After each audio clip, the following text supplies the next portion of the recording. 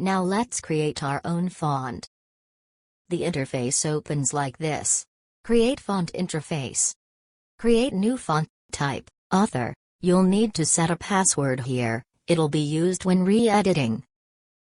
Enter the editing page. The following options are: select, brush, pen, line, circle, rectangle, polygon. Below, add pattern, clear, undo, enlarge, shrink, done.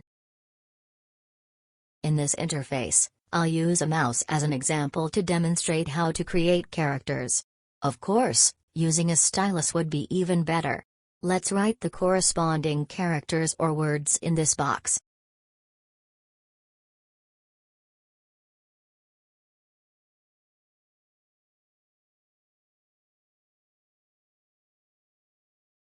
If your writing isn't good, we can modify it, for example, by enlarging or reducing it.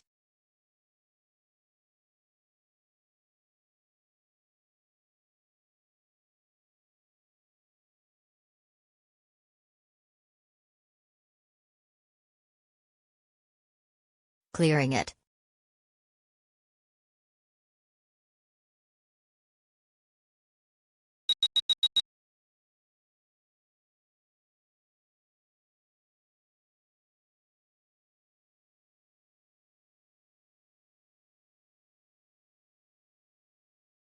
Or undoing it.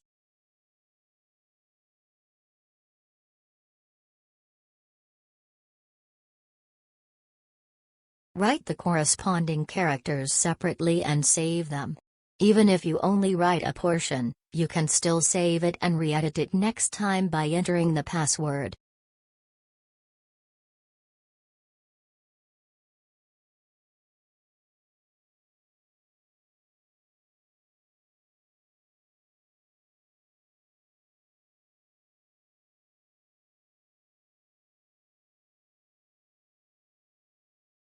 Finally, save the file.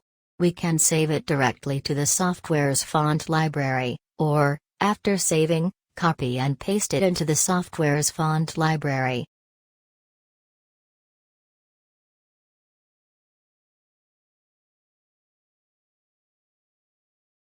Now, let's take a look at the new font library we copied.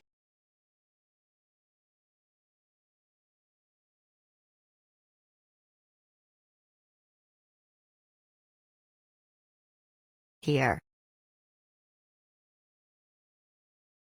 This is what we've created when we created our own font library.